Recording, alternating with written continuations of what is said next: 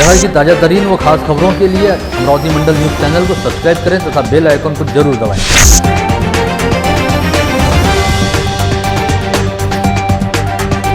नमस्कार, दैनिक अमरावती मंडल के मंडल news bulletin में आप सभी का स्वागत है। आइए पेश करते हैं आज की कुछ खास खबरें।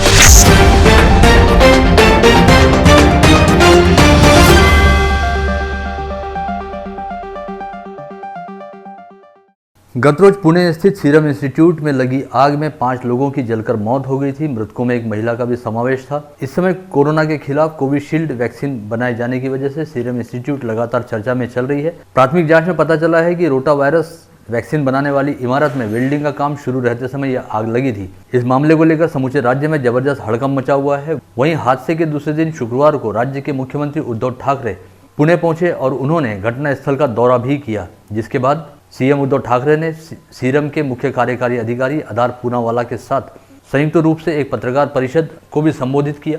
इस पत्रकार परिषद में सीएम ठाकरे ने कहा कि कोरोना का खतरा अब तक टला नहीं है। ऐसी स्थिति में वैक्सीन तैयार करने वाली सीरम इंस्टीट्यूट में आग लगने की घटना अपने आप में काफ़ी दुर्भाग्यशाली है और सर्वाधिक दुख की बात यह है कि इस अग्निकांड में 5 लोगों की जलकर मौत हुई है। वहीं आधार पूनावाला से जानकारी लेते हुए सीएम ठाकरे ने कहा कि जिस स्थान पर कोविशील्ड वैक्सीन तैयार की जा रही है, फैक्ट्री के उस हिस्से में कोई नुकसान नहीं हुआ है और कोविशील्ड का स्टॉक और वैक्सीन तैयार करने वाले स्थान पूरी तरह से सुरक्षित हैं। आग लगने की वजह को लेकर पूछे गए सवाल का जवाब देते हुए सीएम ठाकरे ने कहा कि इस घटना की सघन जांच की जा रही है, जिसके बाद ही पता चलेगा कि यह कोई हादसा था या इसके पीछे अन्य कोई वजह थी। वहीं इस पत्रकार परिषद को संबोधित करते हुए सीरम इंस्टीट्यूट के सीईओ आधार पूनावाला ने कहा कि सबसे अधिक नुकसान आर्थिक स्वरूप का हुआ है, लेकिन सौभाग्य से कोविशील्ड के प्रोडक्शन को किसी तरह का कोई खतरा नहीं पहुंचा है, बल्कि कंपनी द्वारा कुछ अन्य तरह की वैक्सीन जिस हिस्से में तैयार की जा रही थी उन इमारतों को आग लगी है, जिससे कंपनी का कामकाज काफ़ी हद तक प्रभावित जरूर हुआ है, लेकिन इसका कोविशील्ड के उत्पादन और वितरण के काम पर कहीं कोई असर नहीं पड़ेगा। वहीं पुणे के सीरम इंस्टीट्यूट में आग लगने की घटना की जांच शुक्रवार से शुरू हो गई है और महाराष्ट्र सरकार की 3 सरकारी एजेंसियों ने मामले की जाँच शुरू की है, जिसके तहत पुणे महानगर पालिका, पुणे महानगर प्रदेश विकास प्राधिकरण तथा महाराष्ट्र औद्योगिक विकास निगम के अग्निशमन विभाग प्रमुख इस संयुक्त जांच दल का हिस्सा होंगे। इन सभी अधिकारियों द्वारा साथ मिलकर इस इमारत में आग लगने के कारणों का पता लगाया जाएगा। वहीं पुणे जोन 5 की पुलिस उपायुक्त नम्रता पाटिल ने बताया कि हड़पसर थाने ने दुर्घटना और जलने का कारण मौत होने का मामला दर्ज किया है और मामले की बेहद सघनता के साथ जाँच कर रही है। सभी एजेंसियों से मिले तथ्यों के आधार पर निष्कर्ष निकाला जाएगा कि आखिर ये आग कैसे लगी थी। केंद्र सरकार द्वारा पारित किए गए कृषि कानूनों के खिलाफ महाराष्ट्र के राज्य मंत्री ओम प्रकाश उर्फ बच्चू कडू द्वारा मध्य प्रदेश के पांडुरना में शुक्रवार 22 जनवरी की सुबह 11 बजे एक भव्य मोर्चा निकाला गया।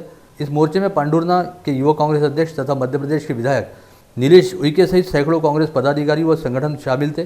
साथ ही ये पहली बार हुआ है कि कांग्रेस द्वारा आयोजित किसी मोर्चे में राज्य मंत्री बच्चू कडू सहित उनकी प्रहार संगठन के पदाधिकारी भी उपस्थित हुए हैं।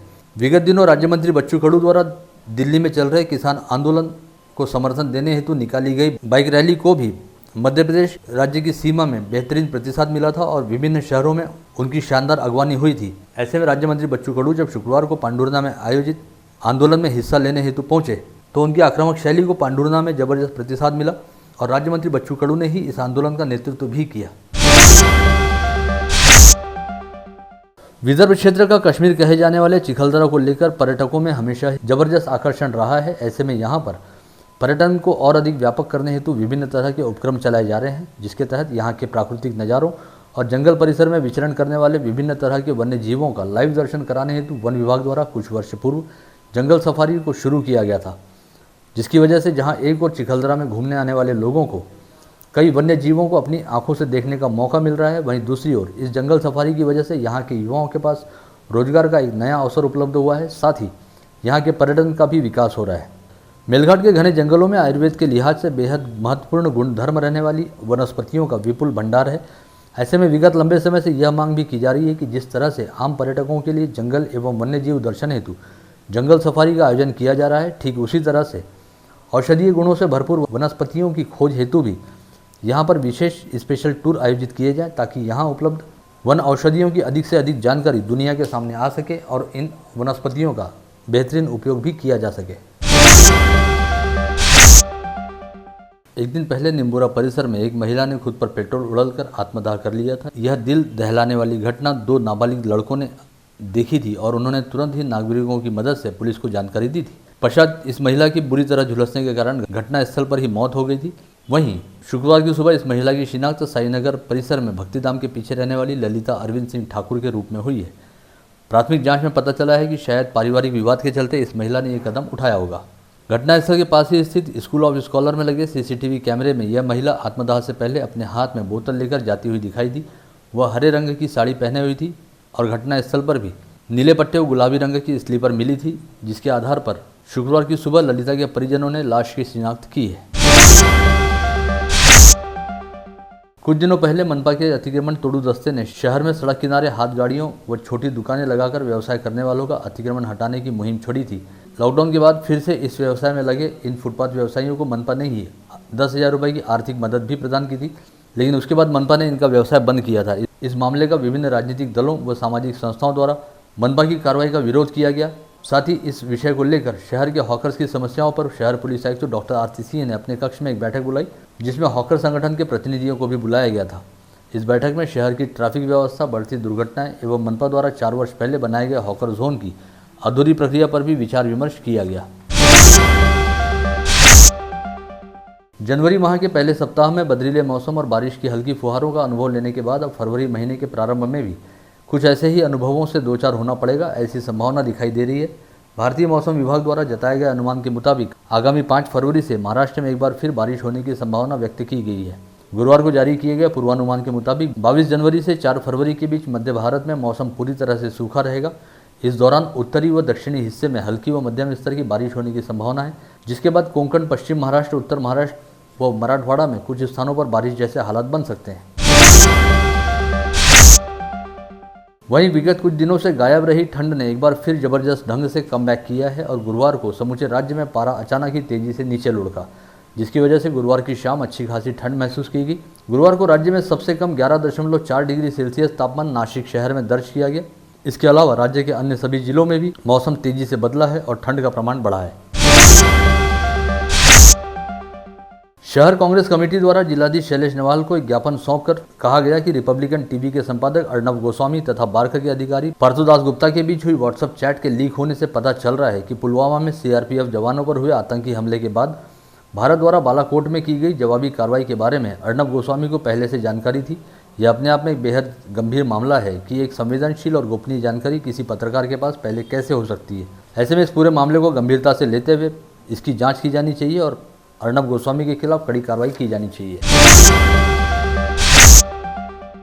बंजारा बहुउद्देशीय सामाजिक व सांस्कृतिक विकास संस्था द्वारा जिलाधीश के मार्फत मुख्यमंत्री उद्धव ठाकरे के नाम सौंपे गए ज्ञापन में कहा गया है कि जलगांव जिला निवासी भालचंद्र नेमाड़े नामक लेखक द्वारा लिखित एवं हर्ष भटकल पॉपुलर प्रकाशन द्वारा प्रकाशित एक किताब में बंजारा लुभान समुदाय की महिलाओं के बारे में बेहद अश्लील व विभत्स लेखन किया गया है। ऐसे में इस लेखक व प्रकाशक के खिलाफ कार्रवाई करते हुए तुरंत मामले की जांच की जानी चाहिए और लेखक को दिया गया ज्ञानपीठ पुरस्कार भी वापस लिया जाना चाहिए। गोवारी महिला सुधार समिति द्वारा जिला पुलिस अधीक्षक को ज्ञापन सौंपते हुए कहा गया है कि सुप्रीम कोर्ट के निर्देशानुसार गोवारी तथा गोंड गोवारी समाज एक ही है, ऐसा तय किया गया है और गोवारी समाज से वास्ता रखने वाले लोगों को आरक्षण सुविधा का लाभ लेने हेतु गोंड गोवारी अनुसूचित जमाती का प्रमाण पत्र प्रदान करने की सुविधा प्रदान की गई है और वे लाभ प्राप्त करने हेतु पूरी तरह से पात्र हैं। ऐसे में किसी भी आदिवासी संगठन या राजनीतिक दल के दबाव में आकर गोवारी जाति प्रमाण पत्र धारक पर जानबूझकर कोई अन्याय न किया जाए। युवा स्वाभिमान पार्टी द्वारा महावितरण के अधीक्षक अभियंता को ज्ञापन सौंपकर मांग की गई है कि कोरोना काल के दौरान विद्युत ग्राहकों को भेजे गए अनाप शनाप विद्युत बिलों में 50% रकम माफ की जाए ताकि आम उपभोक्ताओं को कुछ राहत मिले। अमरावती बडनेरा के 4 लेन मार्ग में बाधा बन रहे बडनेरा के जूनी बस्ती एवं सावता मैदान के परिसर स्थित कुछ घरों को गत रोज कड़े पुलिस बंदोबस्त में मनपा के तोड़ू दस्ते द्वारा गिरा दिया गया। यहाँ रह रहे लोगों का कहीं और पुनर्वसन करने के बाद उनके मकान तोड़े जाएं, इस आशय की मांग को लेकर 3 दिन पहले महाराष्ट्र नवनिर्माण सेना द्वारा इसी जगह पर आंदोलन करते हुए कार्रवाई को रोका गया था, जिसके बाद आखिरकार गत रोज कड़े पुलिस बंदोबस्त के बीच यह अतिक्रमण हटाया गया। शहर के उद्योजक नितिन मोहर द्वारा शहर पुलिस आयुक्त डॉक्टर आरती सिंह से मुलाकात करते हुए कहा गया कि विगत 5 वर्षों से अमरावती सब्जी मंडी के अड़त व्यवसायियों द्वारा कमीशन की बजाय एडवांस शब्द की आड़ लेकर किसानों से 8% की दलाली ली जा रही है और इस दौरान किसानों से करोड़ों रुपए की रकम हड़पी गई है। ऐसे में इस मामले की जांच आर्थिक अपराध शाखा पुलिस से करवाई जानी चाहिए। वहीं स्थानीय कृषि उत्पन्न बाजार समिति द्वारा संचालित सब्जी मंडी में अड़त व्यवसायियों द्वारा मनाही रहने के बावजूद किसानों से एडवांस के नाम पर दलाली वसूल किए जाने का मामला उजागर होते ही मंडी प्रशासन द्वारा सभी अड़त व्यवसायियों के पट्टी बुक व पावती बुक की जांच शुरू करने का अभियान शुरू किया गया है, जिसका अड़त व्यवसायियों द्वारा पुरजोर विरोध करते हुए पावती बुक जांच के काम को बंद करवाने के प्रयास किए जा रहे हैं, ऐसी जानकारी सामने आई है। कहा जा रहा है कि अड़त व्यवसायियों द्वारा कई संचालकों से हाथ मिलाते हुए मंडी प्रशासन पर राजनीतिक दबाव बनाने की कोशिश की जा रही है और यह भी कहा जा रहा है कि विगत दिनों दर्ज कराई गई शिकायत में जिन 2 अड़त व्यवसायियों के नाम सामने आए हैं, केवल उनके ही बिल बुक व पट्टी बुक की जांच की जाए और इस जांच के दायरे से अन्य अड़त व्यवसायियों को अलग रखा जाए। संत श्री सीताराम दास जी महाराज की पुण्यतिथि उपलक्ष्य में आयोजित किए गए मानस नवान पारायण महायज्ञ की गुरुवार 21 जनवरी को पूरे विधि विधान के साथ पूर्णाहुति करने के साथ ही समाप्ति की गई। पश्चात शुक्रवार को इस उपलक्ष्य में राधा कृष्ण मंदिर में महाभिषेक का आयोजन किया गया। इस समय मुख्य यजमान श्री प्रकाश झंवर व कंचन झंवर के हाथों श्रृंगार आरती करवाई गई। इस अवसर पर संत सीताराम दास बाबा की कृपा पात्र शिष्या व मानस मर्मज्ञ सुश्री मंगलाश्री जी की प्रमुख उपस्थिति रही। विगत 32 वर्षों से राष्ट्रीय पर्वों व भारतीय संस्कृति के बड़े त्योहारों पर शहर के अंध, अपंग व कुष्ठ रोगियों सहित गरीबों को मिष्ठान्न भोजन कराने वाले विट्ठलराव सोनवलकर द्वारा इस वर्ष आगामी 26 जनवरी को गणतंत्र दिवस के अवसर पर अपने द्वारा संचालित सब्जी रोटी केंद्र में तिलगुल के लड्डुओं का वितरण किया जाएगा। इन दिनों मोर्शी में पालिका प्रशासन पर वृक्षारोपण योजना में भ्रष्टाचार करते हुए पर्यावरण के साथ खिलवाड़ करने के आरोप लग रहे हैं। साथ ही इस संदर्भ में मोर्शी के पालिका उपाध्यक्ष व सदस्यों ने जिलाधीश नवाल से शिकायत की है, जिसमें कहा गया है कि विशेष निधि अंतर्गत चलाए जा रहे हरित पट्टा विकास कार्यक्रम में काफ़ी गड़बड़ियां हुई हैं और पालिका सहित पीएमसी ने वृक्षारोपण के नाम पर कोई काम न होने के बावजूद भी ठेकेदारों के बिल जारी किए हैं, जिसमें इन सभी की आपसी मिलीभगत रही। ऐसे में इस पूरे मामले की जांच करते हुए दोषी पाए जाने वाले लोगों के खिलाफ कड़ी कार्रवाई की जाए। इस बार जिले के ग्राम पंचायत चुनाव में महिलाओं का जबरदस्त दबदबा दिखाई दिया और कुल 4,876 सीटों में से 2,692 यानी 57% सीटों पर महिला प्रत्याशियों की जीत हुई है। विगत दिनों जिले की 553 ग्राम पंचायतों में चुनाव की प्रक्रिया पूर्ण कराई गई, जिसके तहत 16 ग्राम पंचायतों में निर्विरोध चुनाव होने के बाद 537 ग्राम पंचायतों में 15 जनवरी को मतदान कराया गया था। यह विशेष उल्लेखनीय रहा कि 434 सीटों पर निर्विरोध निर्वाचित हुए सदस्यों में भी महिला सदस्यों का प्रमाण काफी अधिक है। साथ ही यह अनुपात प्रत्यक्ष मतदान के बाद निर्वाचित हुए सदस्यों में भी कायम रहा।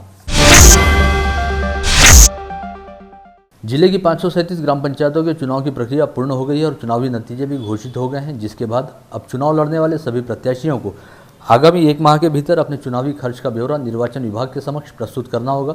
ऐसे में अब विजयी रहने वाले प्रत्याशियों सहित चुनावी हार का सामना करने वाले प्रत्याशियों द्वारा चुनाव काल के दौरान किए गए खर्च के हिसाब किताब का जमा जोड़ किया जा रहा है। राज्य शिक्षा मंडल द्वारा आगामी अप्रैल व मार्च माह में कक्षा 10वीं व 12वीं की शालांत प्रमाण पत्र परीक्षा लिए जाने की घोषणा की गई है। ऐसे में अब इस समय से पहले पाठ्यक्रम को पूरा करना शिक्षकों एवं विद्यार्थियों के सामने किसी चुनौती से कम नहीं है, क्योंकि जारी शैक्षणिक सत्र में अधिकांश समय कोरोना व लॉकडाउन के चलते शालाएं बंद थी। वहीं बाद में धीरे धीरे ऑनलाइन कक्षाएं शुरू की गई, लेकिन इस जरिए कराई जाने वाली पढ़ाई अधिकांश विद्यार्थियों के पल्ले ही नहीं पड़ी। पश्चात नवंबर माह से 10वीं व 12वीं की ऑफलाइन कक्षाएं शुरू हुई, लेकिन इसके बावजूद पढ़ाई लिखाई का माहौल अब तक पहले की तरह पटरी पर नहीं लौटा है। ऐसे में परीक्षाएं शुरू होने से पहले पाठ्यक्रम को पूरा करना विद्यार्थियों एवं शिक्षकों के लिए काफ़ी बड़ी चुनौती है। जिले में शुक्रवार 22 जनवरी को कोरोना के 71 नए संक्रमित मरीज पाए गए। इसके साथ ही जिले में कोरोना के कुल संक्रमितों की संख्या 21,066 पर जा पहुंची। शुक्रवार को RT-PCR टेस्ट में 25 और रैपिड एंटीजन टेस्ट में 46 लोगों की रिपोर्ट पॉजिटिव आई है, जिनमें 4 अल्पवयीन बच्चों सहित 40 पुरुषों व 27 महिलाओं का समावेश रहा। इसमें अमरावती शहर के 49 और ग्रामीण इलाकों के 22 लोग शामिल हैं। यातायात नियमों का उल्लंघन करते पकड़े जाने पर ट्रैफिक पुलिस के जवान ऐसे वाहन चालकों को ई चालान देते हैं, जिसके बाद ई चालान की रकम ट्रैफिक ऑफिस में भरना संबंधित वाहन चालक के लिए जरूरी रहता है। लेकिन कई ऐसे वाहन चालक हैं जो ट्रैफिक पुलिस से ई चालान तो ले लेते हैं, लेकिन उसकी रकम नहीं भरते। अब ऐसे वाहन चालकों के गाड़ियों के नंबर ई मशीन से निकालकर इन वाहन चालकों के खिलाफ आज से ट्रैफिक पुलिस ने विशेष अभियान छेड़ना शुरू किया है, जिसके लिए शहर में कई स्थानों पर नाकाबंदी भी की जा रही है। इस अभियान के दौरान यदि किसी वाहन चालक पर चालान की रकम बकाया मिलती है तो उसका लाइसेंस रद्द करने की प्रक्रिया भी शुरू की जाएगी। नागपुर मध्यवर्ती जेल के कैदियों के लिए नशीले पदार्थों की तस्करी करने वाले जेल के ही कर्मचारी की साजिश जेल अधीक्षक की सतर्कता से विफल हो गई। चरस की खेप लेकर जेल में दाखिल होते ही बुधवार की शाम तस्करी करने वाले कर्मचारी को जेल रक्षकों ने गिरफ्तार कर लिया और उसके पास से 27 ग्राम चरस बरामद की गई। पश्चात उसे बाद में पुलिस के हवाले कर दिया गया। पकड़े गए कर्मचारी का नाम मंगेश मधुकर सोलंकी बताया जाता है, जो मूलतः अकोला जिले का निवासी है। नांदगांव पेठ के निकट नेशनल हाईवे क्रमांक 6 पर दो दुपहिया वाहनों की आमने सामने हुई भिड़ंत में एक व्यक्ति की घटनास्थल पर ही मौत हो गई और 2 लोग घायल हो गए।